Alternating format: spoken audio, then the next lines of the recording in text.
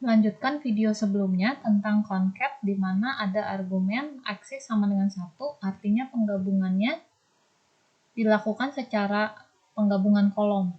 Ya, jadi pada video sebelumnya sudah saya jelaskan bahwa misalnya data frame pertama ini dikolek atau dikumpulkan oleh seorang suster, ya, suster pertama sebutlah. Dia mengumpulkan data pasien, misalnya data pasien dengan ID 0, 1, 2, 3. Kemudian dari setiap pasien tersebut misalnya dikumpulkan simptom-simptom atau gejala-gejala A, B, C, D oleh suster pertama. Tetapi suster kedua mengumpulkan data berbeda. Misalnya dari pasien lain, tapi ada juga yang sama dengan yang dikumpulkan oleh suster pertama.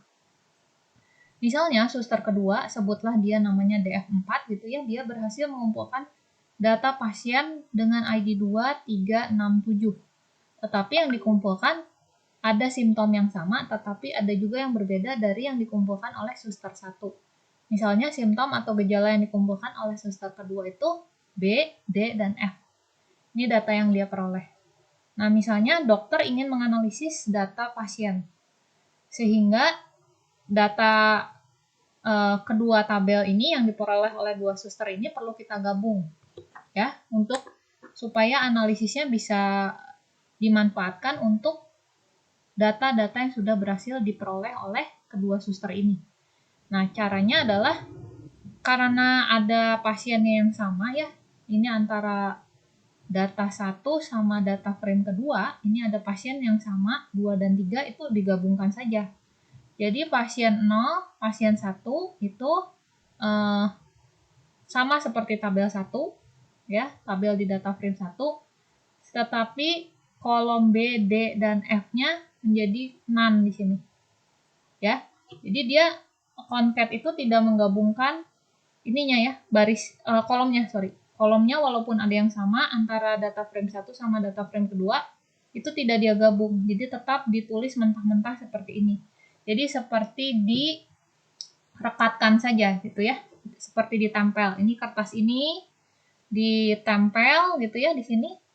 Terus kertas ini ditempel di bagian ini gitu. Ya. Nah, terus pasien 0 dan 1 kolom BDF-nya yang diperoleh dari tabel kedua itu none semua. Sementara pasien 2 dan 3 ini 4 kolom pertamanya sama dengan tabel 1, sementara 3 kolom berikutnya diperoleh dari ini ya, tabel kedua. Tuh. Terus pasien 6 dan 7 karena dia tidak dicatat oleh suster pertama, maka 4 kolom pertamanya none semua, sementara 3 kolom berikutnya ini ada nilainya sesuai dengan nilai yang diperoleh dari tabel 2. Itu hasil dari concat aksis sama dengan 1. Ya. Silakan boleh di pause dulu videonya sambil amati lagi maksudnya apa. Tapi semoga dengan ilustrasi suster dan pasien itu Anda akan lebih mudah mengerti ya. Apa itu concat aksis sama dengan 1. Oke. Nah, kita juga bisa menggunakan parameter berikutnya, yaitu kalau kamu menggunakan join inner. Misalnya kita hanya perlu menggabungkan data yang ada lengkap saja. Sementara data yang tidak lengkap, seperti yang contoh sebelumnya, ini yang non-value, ini diabaikan saja. Nah, gimana caranya supaya kita bisa mengabaikan semua baris yang ada none-nya? Jadi hanya ada baris yang lengkap saja, yaitu pasien 2 dan 3. Nah, kita pakai yang namanya ini parameter ketiga, join. Nah, salah satu tipe join itu adalah inner. Inner itu adalah mencari irisan dari kedua tabel. Ya, cari yang samanya. Dengan kata lain, secara sederhana bahasanya adalah menghilangkan baris yang menghilangkan baris yang mengandung non-values. Jadi yang tidak diketahui datanya ini dibuang saja. Sehingga diperoleh data yang lengkap saja. Itu arti dari parameter join sama dengan inner. Ya, sisanya sama ya ini. Tadi pd.concat list of data frames-nya lalu axis sama dengan 1. Artinya kita mau menggabungkannya secara kolom, tetapi ini ya parameter pembedanya ini. Join sama dengan inner. Kalau pakai join sama dengan inner, seperti tadi yang saya jelaskan. Nah, seperti tadi sudah sempat diberi contoh bahwa append itu menambahkan di akhir.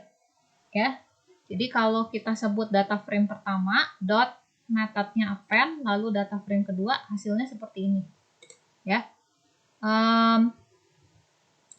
Bagaimana itu jika contoh kasus di mana kolomnya sama persis antara data frame pertama dengan data frame kedua. Dan barisnya ID-nya tidak ada yang sama ya. Jadi langsung saja digabungkan di bawahnya. Nah, bagaimana kasusnya jika kolomnya ada yang sama, ada yang beda?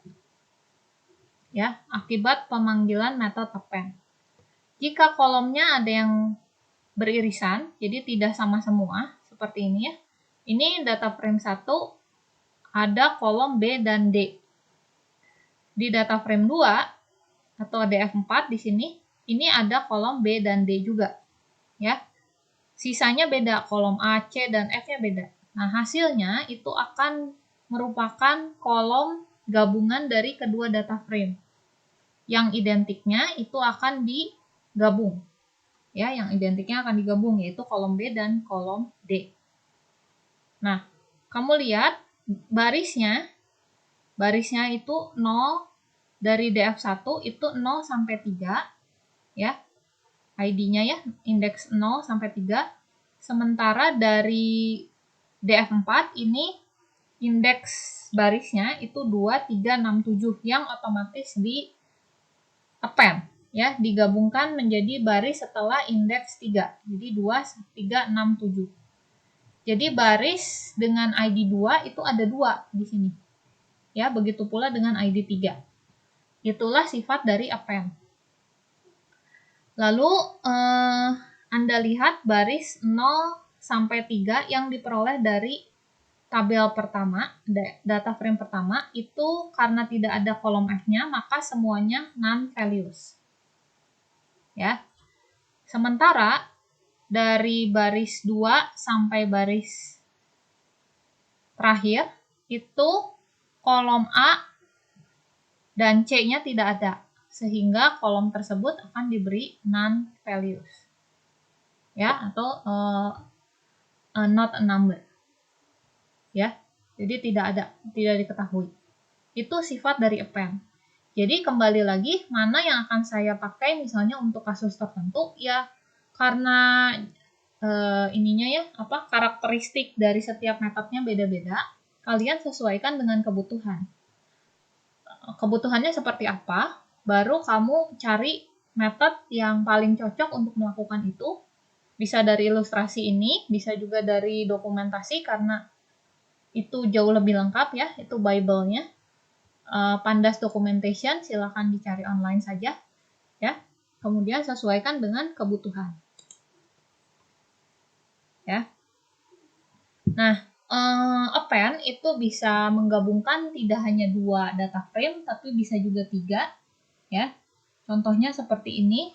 Jadi data frame yang pertama itu menjadi objek di mana dia yang memanggil metode append. Sisanya data frame kedua dan seterusnya itu menjadi list di dalam parameter append-nya. Ya. Ini ilustrasinya. Ya, ini digabung saja ya, baris 0 sampai 3 dulu, indeks 0 sampai 3, lalu 4 sampai 7, lalu 8 sampai 11. Otomatis digabung ke bawah. Karena kebetulan pada contoh ini adalah contoh sederhana di mana semua kolomnya sama. Ya. Misalnya contoh nyata sudah ada formnya. Ya, sudah ada formnya di mana form yang harus diisi itu nilai dari atribut A, nilai atribut B, C, dan D misalnya. Jadi setiap suster misalnya di sini suster 1 mencatat DF1, suster 2 mencatat DF2, suster 3 mencatat DF3. Dan sudah jelas pembagian pasiennya. Ya. Suster 1 memeriksa pasien ID 0 sampai 3 dan seterusnya. Suster 2 memeriksa pasien ID 4 sampai 7 Suster 3 memeriksa pasien ID 8 sampai 11. Sudah jelas pembagiannya.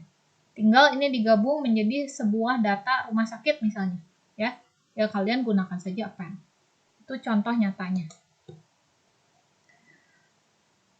Oke. Nah, mungkin pada beberapa kasus indeks itu hanya penomoran, jadi bukan menyatakan sesuatu informasi penting. Nah, kita bisa melakukan ignore dari ini ya, dari indeksnya dengan menggunakan parameter tambahan yaitu ignore underscore index sama dengan true. Ya. Misalnya kita melakukan survei nih, ya. Survei yang tidak diketahui siapa penulisnya dan seterusnya. Maka untuk menggabungkan hasil survei itu ID ini menjadi tidak penting kan? Ya, ID dari setiap baris itu menjadi tidak penting. Ya gunakan saja ignore index sehingga akan diperoleh data gabungan seperti ini. Misalnya datanya juga berbeda ininya kolomnya ya, yaitu bisa saja dengan nanti hasil penggabungannya diberi non values. 0 baris 1 sampai baris keempat ini diperoleh dari data frame pertama, baris 5 dan seterusnya diperoleh dari data frame kedua. Ya, itu tinggal digabung saja. Seperti itu. Kemudian, begitu pula dengan concap ya, sama seperti append, hanya bedanya itu ya di penulisan parameter saja. Ya,